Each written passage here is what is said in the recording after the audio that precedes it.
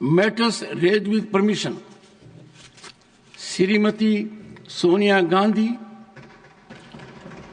regarding non-fulfillment of maternity entitlements under National Food Security Act 2013 and PMMVY. Honorable Chairman, thank you for giving me this opportunity. I rise to address this House on a matter of great importance: the non-fulfillment of maternity entitlements under National Food Security Act 2013 and Pradhan Mantri Matru Vandana Yojana. The National Food Security Act was passed by Parliament in September 2013 under the leadership of Dr. Manmohan Singh Ji. It has been the foundation for the Pradhan Mantri Garib Kalyan Yojana. The Act also includes Rs 6,000 per child as maternity entitlement for pregnant women in the informal sector. The Pradhan Mantri Matru Vandana Yojana, or PMMVY, launched in 2017, seeks to fulfill this entitlement, but it provides only Rs 5,000 for the first child, that is extended to the second child also if it is a girl. According to one informed analysis, in the year 2022-23, about 68% of pregnant women received at least one installment of PMMVY for first birth.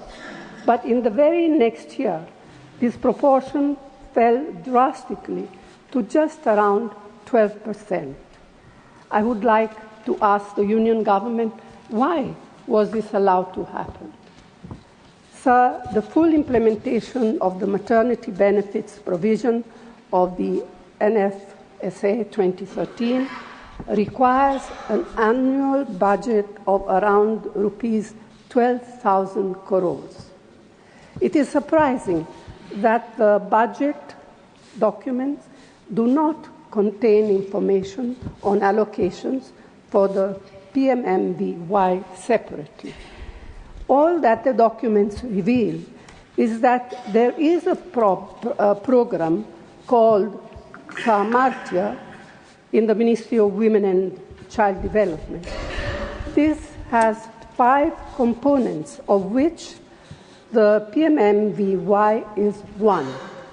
The allocation in 2025-26 for Samarthya is only Rs 2,521 crore. This clearly shows that the PMMVY is severely underfunded, thereby violating the key provisions of a law passed by Parliament.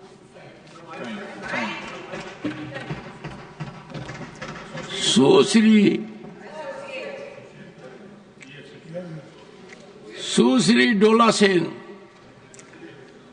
need to reconsider the advisory of reducing cooking oil in midday meals under the Pradhan Mantri Poshan Shakti Nirman PM Poshan.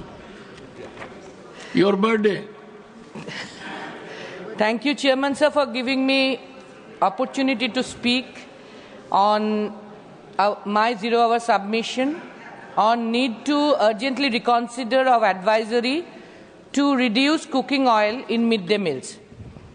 The Union Government has issued an advisory recommending a 10% reduction in cooking oil uses in midday meals under the Pradhan Mantri Poshan Shakti Nirman PM Poshan scheme, aiming to combat childhood obesity. While addressing obesity is important, sir, this directive may not consider the diverse nutritional needs of children across the country. Many students relying on midday meals come from economically disadvantaged backgrounds where malnutrition rather than obesity is prevalent. Healthy fats from cooking oils are essential for growth and cognitive development. A blanket reduction even could inadvertently deprive these children of necessary nutrients. Moreover, concerns have been raised about the potential impact on meal equality. Reducing oil content might lead to the use of lower quality ingredients or dilution methods using water, compromising both taste and nutritional value. Stakeholders have criticized the advisory as unscientific, calling for a comprehensive nutritional assessment before implementing such measures. Additionally, the advisory lacks empirical data supporting the correlation between current oil uses in midday meals and rising obesity rates among school children. Without such evidence, policy changes may be misguided and potentially harmful, sir. Given these concerns, it is imperative that the government re-evaluates the advisory. A thorough evidence-based study should be conducted to assess the nutritional implications of reducing cooking oil in midday meals.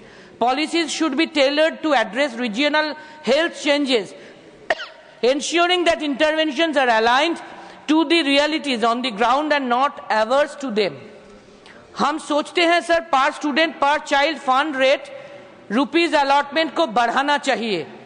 I urge upon the union government ताकि it may be taken up in serious note and the advisory may be revoked so that the children from downtrodden families who are large in numbers, the majority of our population, may get their rights as per law.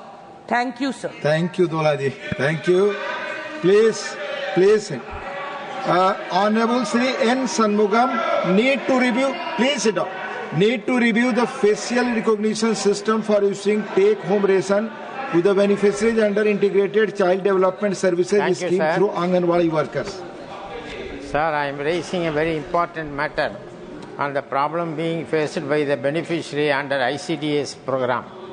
Representation have been received from various stakeholders against the introduction of two-phase authentication system for take-home ration distribution through Anganwadi workers for beneficiary under ICDS. Under Mission Section Anganwadi and Mission Boshan Supplementary Nutrition is provided to children, pregnant women, lactating mother to address the challenge of malnutrition. Even the pregnant mothers are compelled to come to the Anganwadi centers to do facial recognition for getting the ration. Because of this cumbersome procedure and not getting OTP, as the mobile which is registered might be with a male member and not readily accessible to beneficiary, many people are not able to avail the benefit. This system has also been put strain in the Anganwadi workers as they have to carry kits to the centers and sometimes they are not received and due to tower problem, phones does not work. Even all the Anganwadi workers are not having smartphones. This system may reduce the strength of the beneficiaries, in which the funds will also be reduced to the state, which is not fair. Sir, they are getting only meager honorarium, which is less than the minimum wages declared by the various state governments. The enormous amount of work which they have to perform, it is nothing but exploitation of workers. Hence, their salary should be increased and other welfare benefits like PF, ESI, pension should be extended to them. At many places, Anganwadi workers are going on strike. I would therefore demand that the ministry should review the conditions of the facial recognition for issuing take-home ration to beneficiaries and should simplify the procedure for issuing ration, as the old system has also got the transparency and verification through register after getting the beneficiary signatures. Thank you. Thank you, Shanmugamji. Sri B. Parth Sardhi Reddy, concern over the reciprocal tariff imposed by the United States on Indian pharma exports. Thank you, Honorable Vice Chairman, sir. Today I wish to draw the House's urgent attention to the most worrisome and immediate threat to the Indian pharmaceutical industry owing to the U.S. reciprocal tariff proposed which may come into force any time from now on. This could badly impact on industry which is very vital to our country's economy and immediate job threat to over 30 lakh Indians. In 2023 to 24, India exported about $9 billion, that is 74,000 crores worth of pharma products to the US, and exports are growing rapidly. This makes the US the largest importer of Indian pharmaceutical products, accounting for over 31% of the India's total pharma exports. The Indian pharmaceutical industry, which is considered as pharmacy of the world, is likely to face significant challenges due to the US reciprocal tariff policy.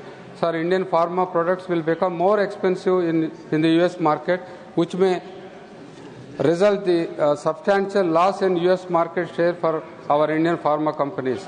This could lead to reduced profit margins, especially for low-cost generic medicines, and they may become uncompetitive, and most of their investments may not be viable. In terms of economic impact, the Indian pharmaceutical sector contributes significantly to India's GDP and foreign exchange earnings. The reciprocal tariff proposal could lead to forex revenue declines and potential job losses, affecting employment in manufacturing, research and distribution chain, and suffer competitive challenges. Sir, as a scientist, I urge the Government of India through this August House to treat the matter on utmost priority and act aptly. Few remedial measures our government may consider are engage in diplomatic talks with the US government to resolve the issue amicably. India can highlight the importance of pharmaceutical exports to the US and explain the potential consequences such as cost hike medicines, shortage of availability of life-saving medicines for US patients. Sir, pursue free trade agreement with the US, review the US-Indian Trade Policy Forum to ensure that it is effective in addressing trade issues, including tariffs on pharmaceutical products.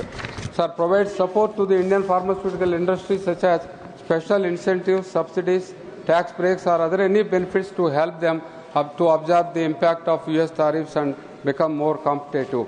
Encourage Indian pharmaceutical industry companies to develop new strategies such as operational efficiencies through automation, cost optimization, and more focus on R&D for technology upgradation. Extend special financial support for pharma companies for R&D to develop new technologies and innovative molecules to compete globally.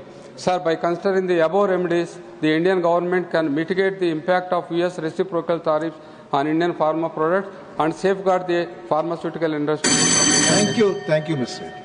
Manisri Vaiko need to take steps to ensure safe disposal of Kukudam nuclear waste in the state of Tamil Nadu.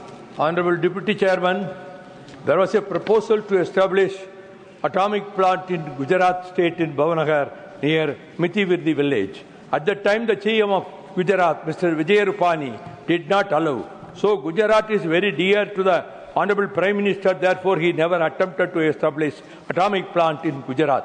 On 22nd November 1988, when the President of the then USSR, Mr. Gorbachev, came to India, the Honorable Prime Minister made a statement in both the houses of the Parliament.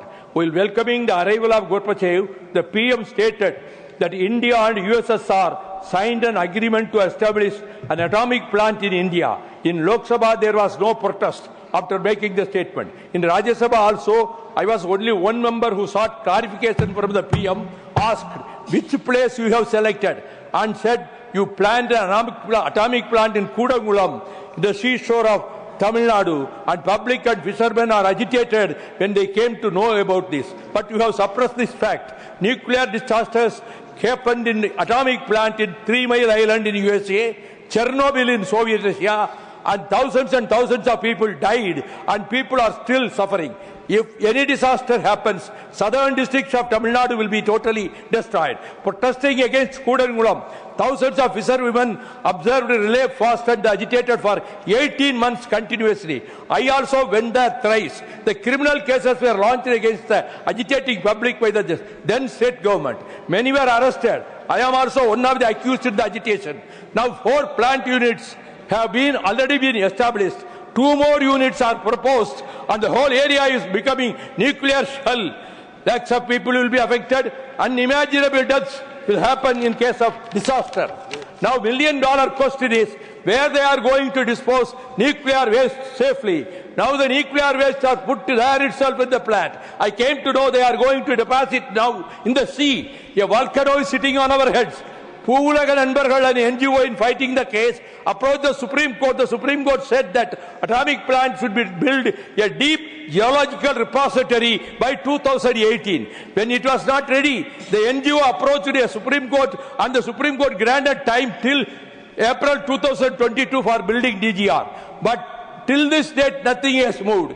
In Japan, Fukushima, 11th March 2011, nuclear disaster happened and many people died. A volcano is sitting on our heads in southern districts of Tamil Nadu, and they are not going to deposit this nuclear waste anywhere other than the seashore near the plant and the sea. The demand of the people of Tamil Nadu in southern districts is to close down the atomic plant permanently. I urge upon the government, the Honorable Prime Minister, to take steps to close down the atomic plant and save the people from the impending catastrophe. Thank you. Thank you, Vaikuji. Mani Shri KRN Rajesh Kumar, demand for increase in wheat allocation to the state of Tamil Nadu. Thank you, Honorable Deputy Chairman, sir. Sir, my 0-hour subject is demand for increase in wheat allocation to the state of Tamil Nadu. I rise to bring to the notice of the House the urgent need to address the wheat shortage in Tamil Nadu, sir. Under the leadership of Honorable CM Talabadi, the breakfast scheme is being successfully implemented in Tamil Nadu schools to improve nutrition and attendance. Currently allocating only 8,576.02 metric ton wheat under the National Food Security Act, whereas the consumption of wheat in the state has increased to 23,000 metric ton per month, sir. Sir, as the Tamil Nadu is not a wheat producing state, it depends on supplies from the Food Corporation of India. I request the Honorable Union Minister of Consumer Affairs, Food and Public Distribution to arrange for an increase in the allocation of wheat to 23,000 metric ton per month. If this is not possible under NFSA, I request the Minister to consider supplying 15,000 tons of wheat under the open market sales scheme, sir. This increase in allocation will not only meet the growing demand for wheat in Tamil Nadu, but also ensure that the people of the state have access to this essential commodity at affordable price, sir. Sir, I urge the Minister to take immediate action in this regard, sir. Sir, Honorable Chairman, sir, the Union government should be a mother bird, treated each state with equal respect and address their concern through equitable governance. Thank you, sir. Thank you, Rajesh ji. Sri A.D. Singh ji, demand to impose custom duty on soybean oil imported from Nepal and other Southeast Asian countries. Thank you, Honorable Deputy Chairman, sir. Steep surge in import of soybean oil from Nepal adversely affecting Indian farmers.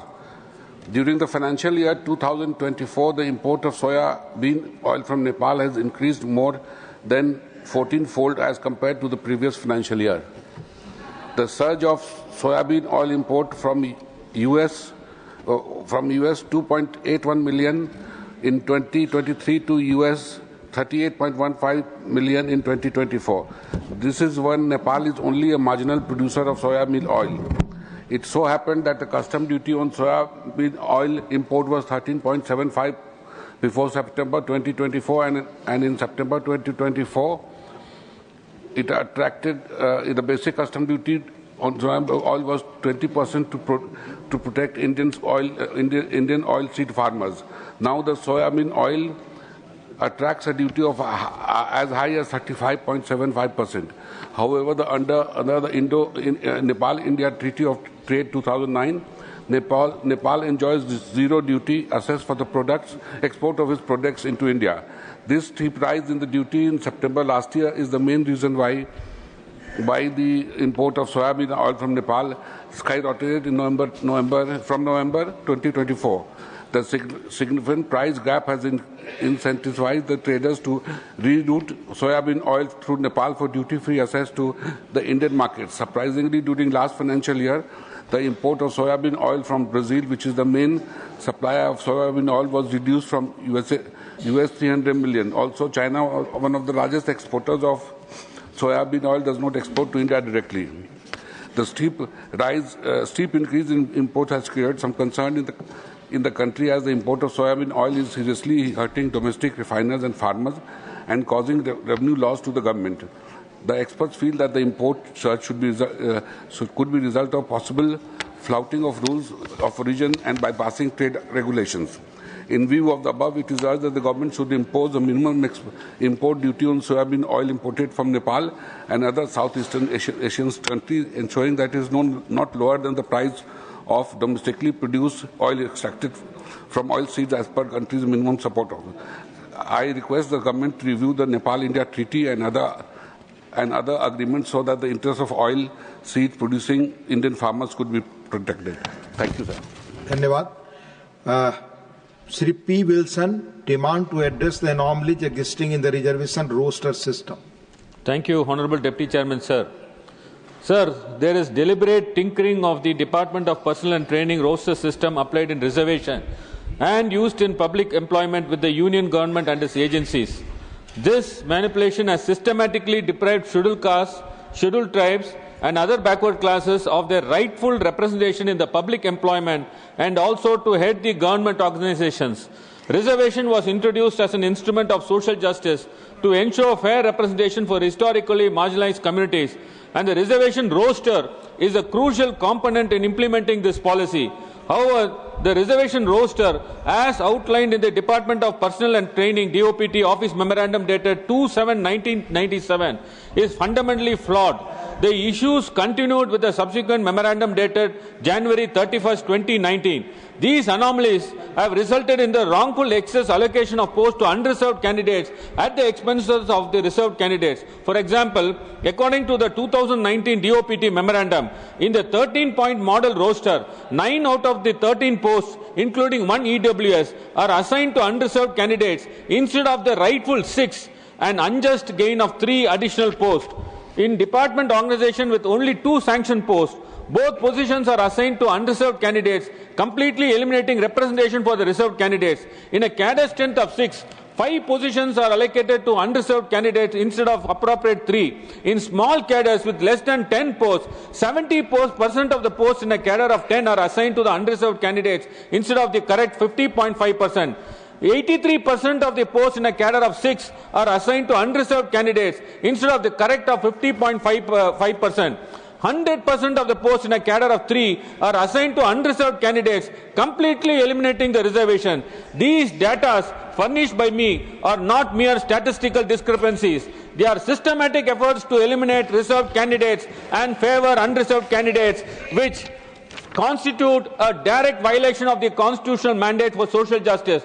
The first roster point, which carries significant importance, has been exclusively assigned to unreserved candidates across all government institutions, leading to a deliberate distortion that ensures SC, ST, OBC candidates are denied fair representation in Group A and B posts. Sir, to perpetuate an error is a sin, but to correct it is an administrative duty. The existing roster system represents a structured deception designed to suppress the rightful opportunities of marginalized communities, preventing them from entering mainstream positions such as the heads of the organization and secretaries of the department. This constitutes a constitutional betrayal and an ongoing injustice that has persisted for decades.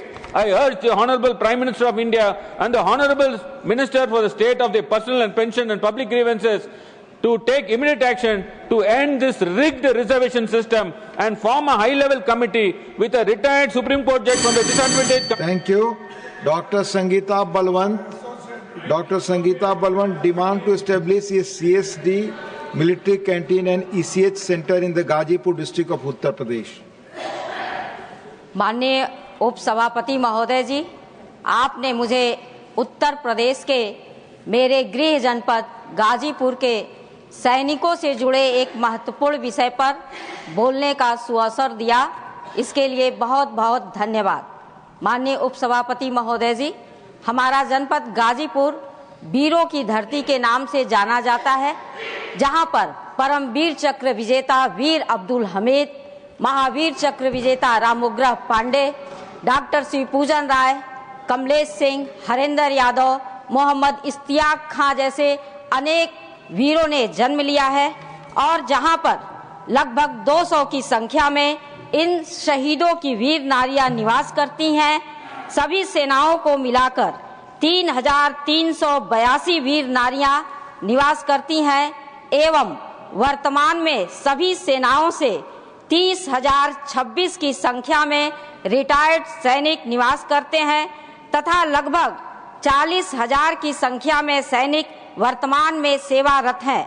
वीरों की इस धरती गाजीपुर के सैनिकों के कल्याण एवं सुविधा हेतु जनपद गाजीपुर में CSD कैंटीन नहीं है। यहाँ कैंटीन के नाम पर 39 GTC वाराणसी का एक्सटेंशन काउंटर है, जो जनपद गाजीपुर के सैनिकों के लिए पर्याप्त नहीं है और सैनिकों को सामान लेने हेतु 100 किलोमीटर की दूरी तय करके वाराणसी जाना पड़ता है। दूरी के कारण वृद्ध सैनिक अपना सामान लेने से वंचित रह जाते हैं। जनपद गाजीपुर में सैनिकों के सुविधा के लिए CSD कैंटीन बनाया जाना अति आवश्यक है। इसके साथ साथ ECHS जो सैनिकों के लिए मेडिकल सुविधा है, उनके लिए भी सैनिकों को वाराणसी का रुख करना पड़ता है, जो सैनिक व उनके परिवारजनों के लिए असुविधा का कारण बना हुआ है। माननीय उपसभापति महोदय जी, मैं आपके माध्यम से, सदन के माध्यम से जनपद गाजीपुर में CSD कैंटीन व ECHS जो सुविधा युक्त हो स्थापित करने की मांग करती हूं। बहुत बहुत धन्यवाद। धन्यवाद। Shri Tiruchi Shivaji, need to strengthen physical equity for balanced national growth. Sir, this is to thank you, Deputy Chairman, sir. This is to address the issue of fiscal federalism and the persistent neglect faced by Tamil Nadu in the allocations of financial resources and project sanctions by the union government, which undermines the spirit of cooperative federalism. Sir, the Tamil Nadu is always facing a stepmotherly treatment over the years, which is evidenced by inadequate disaster relief, dilution of tax devolution, and disproportionate project sanctions. Sir, the two twin cyclones, the Fengal and Michang, and the unprecedented floods due to torrential rains in the southern parts of Tamil Nadu has caused massive damage, whereas the union government has released only 267 crores against the demand of the state government of 37,906 crores. So this is very meager than compared to the demand. Sir, the gross inadequacy disregards not only the magnitude of the devastation but also the strain on the states. Further, sir, the DPR, that is the detailed project report for the Madurai and Coimbatore metro rail projects have been submitted in February 2002. Then again, as per the directions of the union government, the requisite comprehensive mobility plan and the alternative analysis report have also been submitted in December 22, whereas the continued bureaucratic delays and scrutiny at multiple levels reflect a pattern of neglect that stalls the Tamil Nadu's development. Sir, Tamil Nadu's population is only 6.9%, whereas it contributes 9% to the GDP. I don't want to compare other states which have more population and contributing lesser. Whereas the 9th Finance Commission has given 7.93% to Tamil Nadu. In the 12th Commission, it has come down to 5.305, and now it is only 4.079. It is diminishing day by day. And sir, I have a lot to say. The Manarega scheme 3,797 is pending. So also the PM AY, Gramin and Urban is also pending. In this situation, I would urge the union government to ensure equitable disaster relief, revise the horizontal tax devolution in order to reward the tax contribution and fiscal discipline and address the structural inequalities that continue to penalize Tamil Nadu and other progressive states. Promoting equitable fiscal policies across the country is not just a constitutional mandate, but a necessity for India's balanced development. Thank you very much, sir. Thank you. Shri Pramod Tiwari ji, concern over unprecedented decline in school enrollment. मनोहर, ये सरकार बहुप्रचारित नारा बेटी बचाओ बेटी पढ़ाओ का नारा दे के आई थी, लेकिन हकीकत बिल्कुल इसके उल्टा है। शिक्षा मंत्रालय की शिक्षा के लिए एकीकृत जिला सूचना प्रणाली UDISE रिपोर्ट के अनुसार पहली बार स्कूल नामांकन के आंकड़े 2022-23 में 25.17 करोड़ तक गिर गए। 2023-2024 में और भी कम होकर 24.8 करोड़ हो गए, या 2018-19 में से 2021-20 की अवधि में लगभग 1.55 करोड़ छात्र, जो लगभग 6% है, गिरावट को दर्शाता है। यह रिपोर्ट इस बात पर सवाल उठाती है कि मोदी सरकार भारत के युवाओं को, भविष्य को सुरक्षित रखने में किस तरह विफल हुई है। यह गिरावट केवल एक नंबर नहीं है, यह बढ़ती आर्थिक असमानता और आर्थिक कुप्रबंधन को दर्शाता है, जो गरीब परिवारों को अपने बच्चों को स्कूल से निकालने के लिए मजबूर कर रहा है। उत्तर प्रदेश, मध्य प्रदेश और आसाम जैसे राज्यों में ने बताया कि उनके स्कूल के कमरे कम उपयोग में हैं, जबकि तेलंगाना, पश्चिम बंगाल और पंजाब जैसे राज्य अत्यधिक बोझ और बुनियादी ढांचे से जूझ रहे हैं। यह सिर्फ संख्या में कमी नहीं है, यह एक पीढ़ी की शिक्षा तक पहुंचने के खोने का मामला है। लाखों बच्चे स्कूल से बाहर, इसलिए आंकड़े चेतावनी देने वाले हैं। लेकिन सवाल यह है, क्या सरकार अपने निर्धारित कामों को प्राथमिकता देगी या प्रचार और छवि निर्माण में ज्यादा दिलचस्पी लेगी।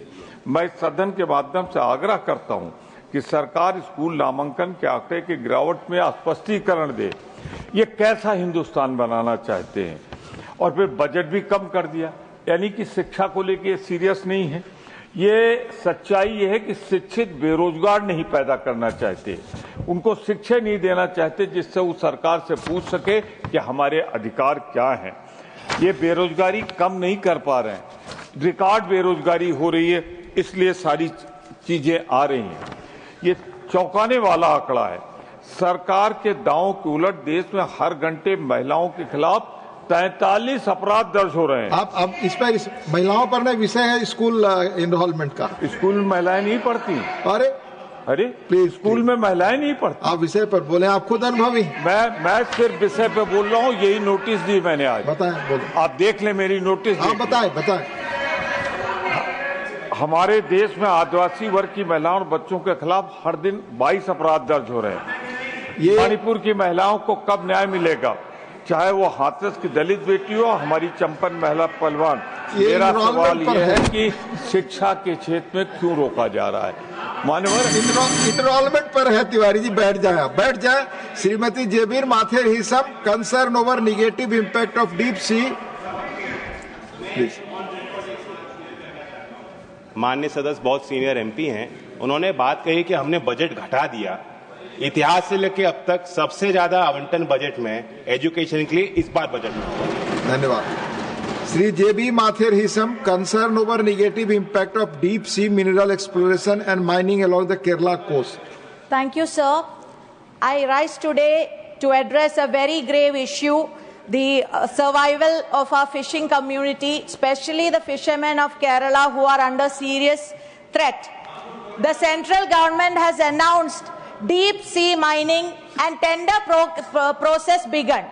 So without even conducting an environment impact assessment, how can they move forward when the experts have seriously said the devastating consequences of this? A large part of Kollam, Alappuzha and other places, the coastal belt, India's richest fishing hub, is in this proposed mining area. Studies from University of Kerala and Cochin Fisheries University clearly warn that sand mining will disrupt fish breeding, destroy coral reefs and destabilize marine ecosystems. 2/3 of the Kerala's soft corals are found here, which are essential for the biodiversity and fisheries productivity. Fishermen have been protesting for 3 long months. Instead of listening to fishermen, the government insists tender first, and then the company that wins the tender can do and will do the environment impact assessment. Sir, nemo judex in sua causa. No one can be a judge in his own cause. How can the very company that profits from mining assess its own environmental impact? First, there must be an independent environment impact assessment. Only if a green signal is received, the tender process should begin, not the other way around. The 2003 amendment to the Offshore Areas Mineral Development and Regulation Act now allows private companies to extract deep minerals from our coastal. This is not just about sand. It is about auctioning off our ocean to corporate interest. Deep sea mining releases toxic sediments, destroys marine life, and weakens our coastal defenses against tsunamis and cyclones. Environmentalists warn it could accelerate climate change by releasing stored carbon, and fishermen will be affected, sir. I urge the government to immediately stop the tender process and halt deep sea activities and first initiate environment impact study. The sea is not a commodity. It is the life and lifeline of our fishermen. And let me be clear, if the government plays with their lives, the government will be the first one to lose this battle, and we stand with them in this fight. The fishermen of Kerala have braved storms and adversity for generations. They will not back down now. Dhanwad. Sri Gola Babu Rao, concern over less budgetary allocation under the scheme of grant in aids to voluntary and other organizations working for scheduled castes run by Ministry of Social Justice and Empowerment. Sir, thank you very much. The Honorable Deputy Chairman Sahab, I am raising a very important issue. Entire nation awaits for this small solution to this problem. Need for socio-economic caste census. I would like to highlight the need for the socio-economic caste census to be conducted alongside the upcoming general census. Conducting such a census at the national level would allow the entire country to benefit from the policies based on accurate and detailed data. In fact, the Legislative Assembly of Andhra Pradesh, led by the late former the Chief Minister Sri Jagan Mohan Reddy Garu, laid a strong foundation for this in November 2021 by passing the resolution requesting the central government to take up the socio-economic the caste census, but it is not taken up so far. By simply adding 2 questions to upcoming general census, we can gather crucial data that will greatly benefit the people of Andhra Pradesh also. This data will provide valuable insights that will enable the implementation of targeted welfare programs, address inequalities, and ensure equitable allocation of resources. In the last, my small speech also, I requested Honorable the Finance Minister to increase the allocations to the Social Justice Ministry. The Social Justice Ministry is getting only 2% of the total funds for the entire 80% population we have. Now they include the backward classes, OBCs, scheduled castes, scheduled tribes, and minorities, the disabled welfare, and the senior citizens also. What I request the central government to rethink, first of all, they should take up the caste census. Then it will be very useful for them also to take up the coming delimitation and to also allot the funds as per their population in India. Now, at the same time, it is concerned that 25-26 budget has allocated a reduced budget for the census, which could hinder the exercise by compromising the accuracy and ineffectiveness. Therefore, the government must prioritize the sufficient funding for this critical exercise and make the incorporation. Sri Raiga Krishnaiya demand to constitute a separate ministry for backward classes. Respected Chairman, it is a very important issue pertaining to 80 crores OBC population in the country. There are 93 departments in central government, but the OBC, to look after the OBC welfare, there is no separate ministerial department to look after the development of welfare of OBCs at all. There are separate ministers for all the departments. Recently, central government formed Fisheries Department, Cooperative Department created, but not established separate ministry for OBCs, who constitute more than 56% of population in the country. In the level of the central government implementing 27% reservations, our beloved Prime Minister established a separate constitutional-based National BC Commission and also National BC Corporation, and also there is a Parliamentary OBC Committee. There have been a number of legal disputes to the BC reservations and other issues. Number of problems regarding OBCs in reservations frequently. In OBC list, there are beggars, denotified tribes. Some tribes are included in the OBC list. They are very poor and marginalized communities. They are not sending their children to school. Such poorer communities there. At this juncture, it is imperative to establish separate ministerial department for the development of these communities. This only can facilitate special attention for the development of these communities. So, separate ministry is essential. All the state government, almost all the state government having separate ministerial department for OBCs to monitor and cooperate the schemes and scheme budget. Many problems pertaining to BCs and their reservations are coming to limelight nowadays. Under these circumstances, Department of Union Government level shall be constituted. It is important to look after the welfare of the backward classes.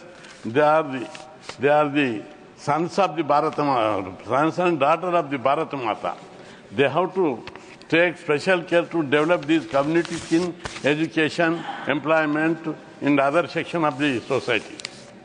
Thank you. Thank you.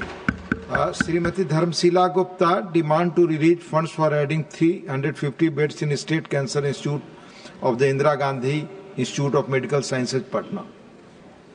माननीय उपाध्यक्ष महोदय, सर्वप्रथम मैं इस सदन के माध्यम से बिहार राज्य के सबसे महत्वपूर्ण स्वास्थ्य चिकित्सा संस्थानों में से एक इंदिरा गांधी आयुर्विज्ञान चिकित्सा संस्थान पटना के महत्व को स्वीकार करते हुए इस पर चर्चा करने का अवसर देने के लिए आपका बहुत बहुत आभार।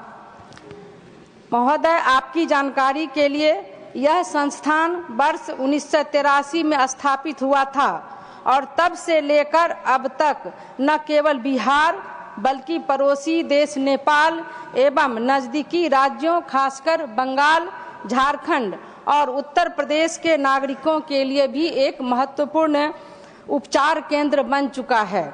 यहाँ पर उच्च स्तरीय चिकित्सा सुविधाएं उपलब्ध हैं और कैंसर जैसी गंभीर और जानलेवा बीमारियों का उपचार भी किया जाता है। महोदय, मैं विशेष रूप से स्टेट कैंसर इंस्टीट्यूट के बारे में बताना चाहती हूँ, जो इस संस्थान का महत्वपूर्ण अंग है।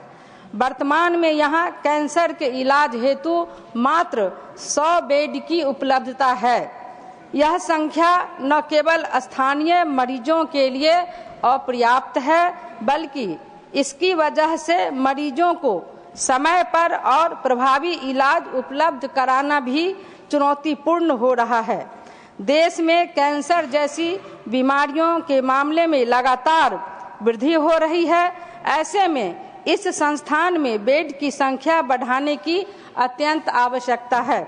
महोदय, इसके अतिरिक्त एक और गंभीर समस्या यह है कि संस्थान में बेड की कमी के कारण मरीजों के लिए सैकड़ों किलोमीटर दूर दिल्ली या मुंबई जैसे महानगरों में जाने के लिए मजबूर होना पड़ता है। इससे न केवल मरीजों के स्वास्थ्य पर बुरा प्रभाव पड़ता है, बल्कि उनके परिवार पर भी आर्थिक और मानसिक दबाव पड़ता है। यह यात्रा उनके इलाज को और भी जटिल बना देता है। आदरणीय स्वास्थ्य मंत्री जी से मेरा विनम्र निवेदन है कि इस गंभीर समस्या का शीघ्र समाधान किया जाए और इंदिरा गांधी आयुर्विज्ञान चिकित्सा संस्थान पटना में कैंसर जैसी बीमारियों के इलाज के लिए बेड की संख्या को बढ़ाकर कम से कम 350 बेड तक किया जाए। इससे न केवल बिहार के मरीजों को राहत मिलेगी, बल्कि क्षेत्र के लोगों को बेहतर चिकित्सा सुविधा भी प्राप्त होगी। महोदय, मैं आशा करती हूं कि इस मुद्दे पर उचित कार्यवाही की जाएगी और जिससे कि उन क्षेत्रों को लोगों को उचित